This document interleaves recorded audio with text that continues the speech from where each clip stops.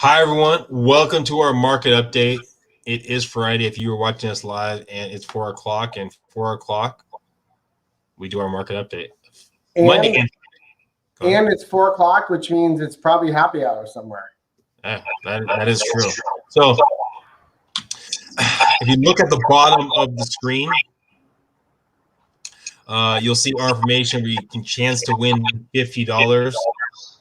Now, what does that mean? That means that if you're watching us, does it mean $50? And answer the question, well, you can win some good money right there. But anyways, all right, before we get into that, I want to go over the active properties, what's going on in the market right now. Nothing too new, nothing too crazy. We're talking about double the amount of properties active in the market, pending, right? Now, all properties that are pending don't sell yet. It gives you a reference point of where we sit. We're talking about 2 weeks on the market. Now, when we talk about active properties, 300 to 700, or 700,000 to 3 million, we're talking about still about basically that 2 week number. We talk about active properties 700 under. We're talking about close to basically 3 times the amount. So maybe like we're talking about a week and a half of inventory. When we get to the active detached under 700,000, we're about a week of inventory. And then active attached, we're talking about double. Detached, we're talking about a little more than a little less than double. So nothing too drastic has changed in the market. We still need more inventory. That active properties have trickled up a little bit, but nothing to where we need to be. Now, when we're talking about hyper-focused markets, because that's something that we've been doing in the last couple episodes. We also hyper-focus when we drink coffee, and then we focus on these areas. Yes. So if you're not familiar, actually, let's get into rates, and we'll get into this first. All right, why don't you take it away? So if you guys are wondering what's good, well, if you've been watching our market updates, you would notice that lately, as far as interest rates, things have not been good. They've been not as good as normal, but that doesn't mean things are bad. Yes, rates have ticked up 0.5%, but even with the 0.5% uptick, it's still historically amazing, and it's still pretty untouchable. And overall, I think they were listed. There's still 30 million people that could refinance and get lower rates, which means you as a home buyer can get a lower rate than you previously could have this time last year, for sure, and the year before, and the year before that, and the year before that, and the year before that, and the year before that. And so what are we looking right now, rate-wise? Rate-wise, you're looking still 3%. That's still overall pretty amazing, Your FHA stuff still at 2.75, VA 2.75.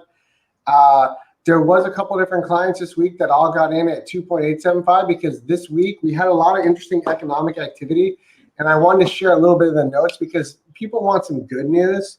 They don't want all bad news, and I don't want to be the bad news bears here. And Vinnie, if you didn't know, Bad News Bears was a baseball team. They would have totally been slaughtered by the Padres, but they're still pretty good. So anyways, besides all that, what happened today? Bureau of Labor Statistics. Bureau of Labor Statistics is important because basically it's saying who is in the labor force, who is exiting, what's happening. They expected today to come in 140,000 new jobs created. Instead, we got 379. That's boom, good. So why do I mention that? It's because more people are coming back into the workforce. Now, knowing that more people are coming back into the workforce, you may ask yourself, well, what's unemployment then? Because prior to the pandemic, we were at 3% unemployment, which is pretty much the best we've ever had in history.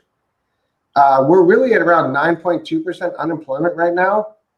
And out of that 9.2%, you have over 4.2 million people that they estimate have left the workforce forever because their jobs were gone from the pandemic because of technology changes. Wow. So that's a huge number. And we mention all this, like all this good data, because that typically means rates will be on the rise. And then the Fed met this week And they mentioned they're going to be extremely patient on making maneuvers. So if they let inflation run out of control, which we're expecting to be around 2.5%, if it hits 3%, that's considered a lot of money because inflation affects people on food and energy, and most people eat food and most people need energy. But the Fed doesn't think that's important. I personally think it's important. So overall, the moral of the story is if things keep improving at a drastic measure, rates theoretically should tick up. But what I'm predicting right now, I'm going to go out on a limb here. I think you're going to see the worst of the things happening between now and the next 2 months. And then after that, I think you may actually get a full leveling off because I hope rates don't keep moving up. The bond market right now is predicting that it's still going to get another 1/8 higher.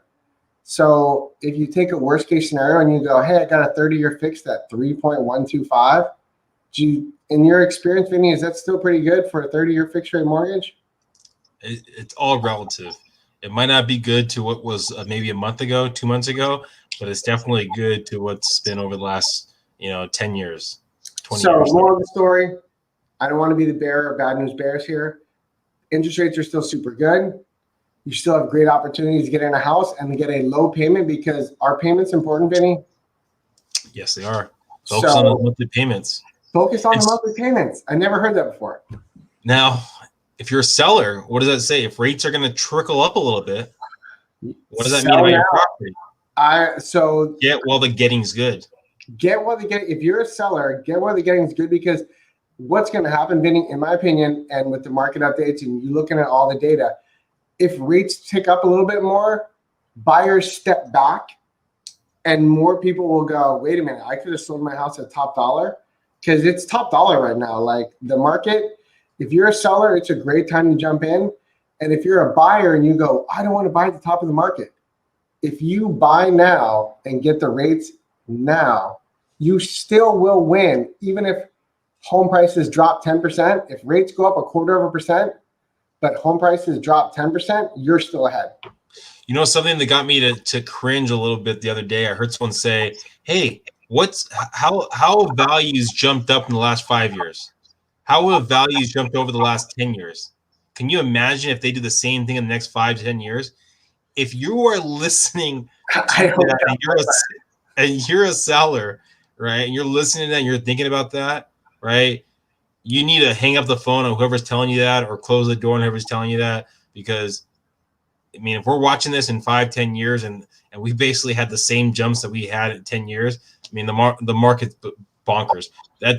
I would bet a lot of money that that's not going to be the case, that we're basically closer to the top of the market than we are to the bottom of the market. So don't think what's happened the last 10 years is going to happen again the next 10 years. It's going to flow. It's going to go up. It's going to go down. And we're getting close to that pendulum coming back down. So be aware of that. Now, I'm going to jump into the question real fast. Okay. What year did Legoland open up? Now, if you're not familiar with Legoland, it is like Legos. San Diego's Disneyland, I guess. That'd be the easiest way to describe it. All right. I've never been there before. I've heard positive things. They sell Dr. Seuss books there? They might. But anyways, the $50 could definitely help you go to Legoland. So something to think about. Where did Legoland open up? Now, I'm going to jump into right here, and we'll get that off fast. All right. So this area right here is basically Spring Valley. Okay. Now, if you look at the bottom over at La Presa, right, that's still kind of Spring Valley area. Closer to that little water area, that blue area, that's a reservoir. You know, it's going to ebbs and flows. You start going up or higher in the Spring Valley area. It's more hilly. As you look, 32 current active properties in that area right now, 116 new properties since January 1st. The last 2 years, we've been sitting at about 140, so a little bit less properties. Now sold properties since now to January 1st, 92, okay, sold.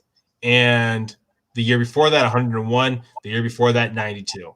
So what does it tell you? Just like we've seen with all the other communities, we're basically getting less active properties on the market and similar sold properties. And we're coming up on the buying season, Vinny. I think this is some interesting times coming up. Yeah. So, all right, guys, what year did Legoland open up? Please reach out. Hopefully you can win that $50. And I hear my phone buzzing. We'll see if that's a winner there. Thank you guys for watching. Please subscribe, please share, and have a fantastic weekend. Thank you.